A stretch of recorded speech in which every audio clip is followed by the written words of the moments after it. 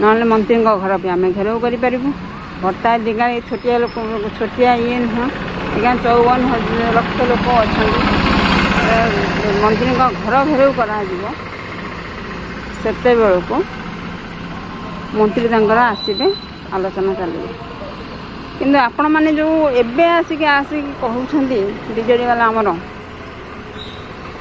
मुझा सपक्ष जाऊनी किंतु जोटा न्याय कथा से कहते जो सरकार आपण मानते किसी करें बढ़े ना बढ़ेले से 500 टंका 1000 टंकार स्थगित रहीगले से 1000।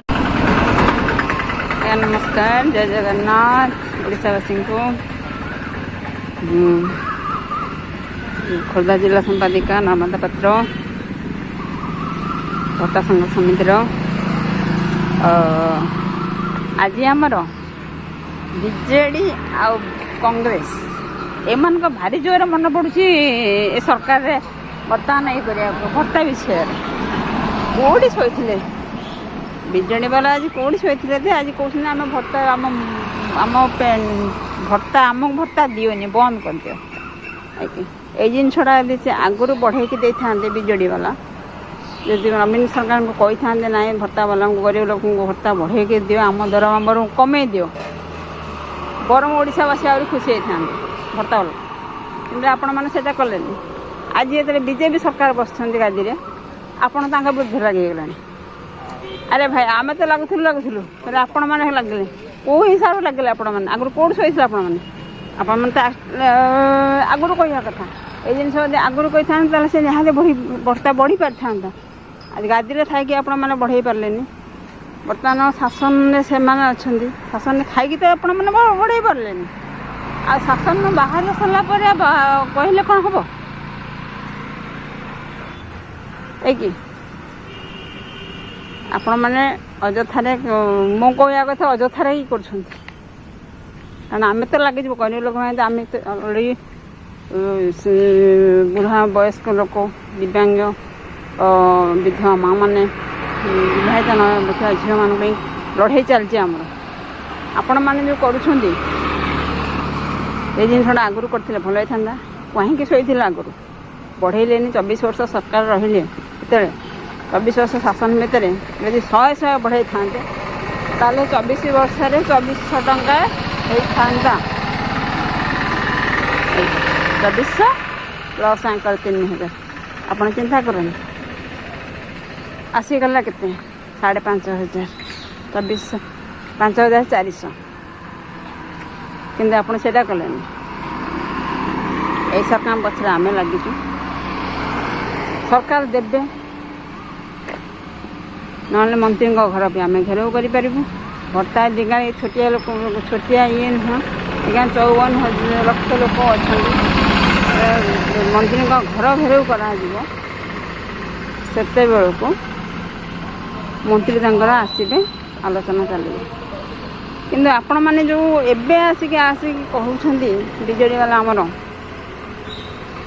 मुझा सपक्ष जाऊनी किंतु जोटा न्याय कथा से कहते जो सरकार आपण मानते किसी करें बढ़े ना बढ़ेले से 500 टंका 1000 टंकार स्थगित रहीगले से 1000 टंका भी बीजेपी वाला भी दौना 3 मास है लोक जो प्रकार छटपट है गरीब लोक बुढ़ा बुढ़ी मैंने पढ़ी कहला ब्लॉक ऑफिस धारणा धारणा बस चली पाना बहुत कष्ट यहाँ सरकार आखिक भी देखा जाऊनी कि सरकार कौन कर दिन गड़े गड़े चलती आज मिल काली मिल यही प्रकार सिस्टमेटिक चलती कि ओडावासी के भावतुनि तो सस्ता लोक बोले किंतु से जनसाधारण एत सस्ता नुहति आज्ञा ओडावासी जिनसा देखुं आप जनसाधारण एत सस्ता नुहति आज्ञा गोटे मिनिट्रे एमती चेंज करदे आपको गोटे मिनिट लगे आप गादी भी चेंज हो सरकार सरकार ओडिशा ये ओडिशा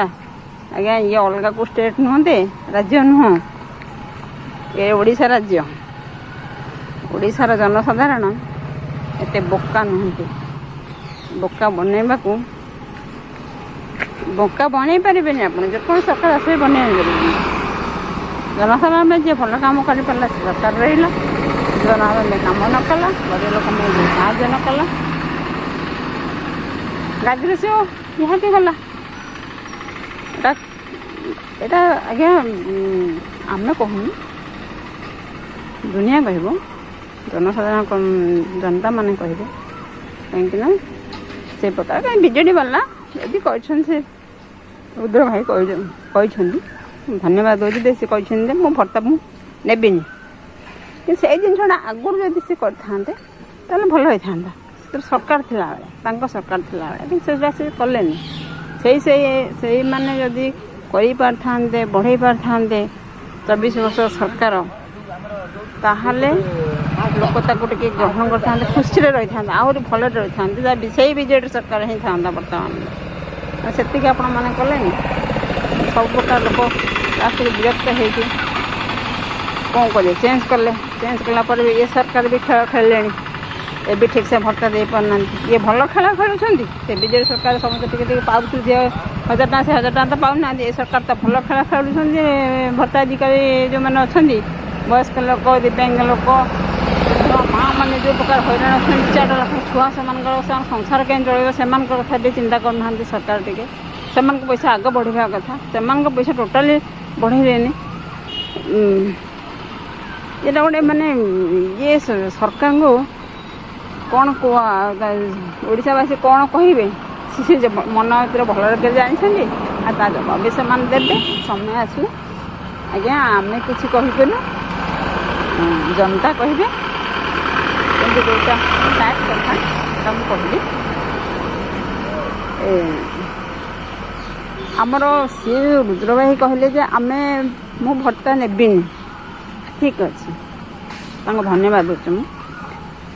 କିନ୍ତୁ ଆମର ବିଜେପି ସରକାର ଯେଉଁମାନେ ଅଛନ୍ତି ବର୍ତ୍ତମାନ ଶାସନ ଗାଦିରେ, ସେମାନଙ୍କ ଭିତରୁ ମନ୍ତ୍ରୀ MLA ଠୁ ଆରମ୍ଭ କରିକି ସେମାନେ ଯଦି କହିଥାନ୍ତେ ଆମେ ଆମର ଦରମା ନେବୁନୁ, ଭତ୍ତା ନେବୁନୁ, ତାହେଲେ ଆହୁରି ଟିକେ ଖୁସି ଲାଗିଥାନ୍ତା।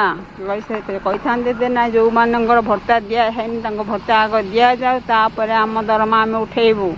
ସେଇଟା ଯଦି କରିପାରିବେ ତାହେଲେ ବହୁତ ଭଲ ହେବ, ଖୁସିର କଥା ହେବ, ଲୋକ ଆହୁରି ଖୁସି ହେବେ। ଏଠି ଆଶା ଯିଏ ଆଜ୍ଞା ଗାଦିରେ ବସିଲା ସିଏ କହିବ ମୋ ଦରମା ଆଗ ମୋ ପକେଟକୁ ଆସିବା ଦରକାର, ତାପରେ ମୁଁ ଭଲରେ ରହିଲେ ତମମାନେ ଭଲରେ ରହ, କି ଆଇଦର ନ ରହ, ସେଥିରେ ମୋର ଯାଏ କିଛି ନାହିଁ। ତା ମୁଁ ଖୋଲା କହୁଛି, ସ୍ୱାର୍ଥପର ଦୁନିଆ। ସାହାଯ୍ୟ କରିବା ଯେକୌଣସି ସରକାର ଆସନ୍ତୁ। ଆଜିକାଲି ଗରିବ ଲୋକ ଆଜ୍ଞା କୌଣସି ସରକାର ଆସିଲେ ବି ପଚାରନ୍ତିନି, ଗରିବ ଲୋକ କଥା କେହି ବୁଝନ୍ତିନି। ସେଇ ବିଲମ କଥା ସମସ୍ତେ ସେଇ ଛୋଟରୁ ବଡ଼ ହେଇକି ଆସିଥାନ୍ତି, ସବୁ ଗାଦିରେ ବସିଥାନ୍ତି, କିନ୍ତୁ ସେମାନେ ବି ଭୁଲି ଯାଆନ୍ତି ଗୋଟେ ସାଧାରଣ ପରିବାର, ଗୋଟେ ଗରିବ ପରିବାର କେତେ କଷ୍ଟରେ ଚଳେ।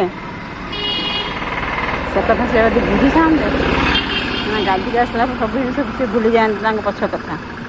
ଆଗକୁ କ'ଣ କରିବେ ସେଇଟା ମନେ ପକାନ୍ତି, କିନ୍ତୁ ପଛ କଥା ଟିକେ ମନେ ପକାନ୍ତିନି, କି ଗରିବ ଲୋକଙ୍କ କଥା କେହି ପଚାରନ୍ତିନି। ଗରିବ ଲୋକଙ୍କ କଥା ପଚାରିଥାନ୍ତି, ଯେକୌଣସି ସରକାର ଟିକେ ପଚାରିବେ ଯଦି ଭଲ ହେବ।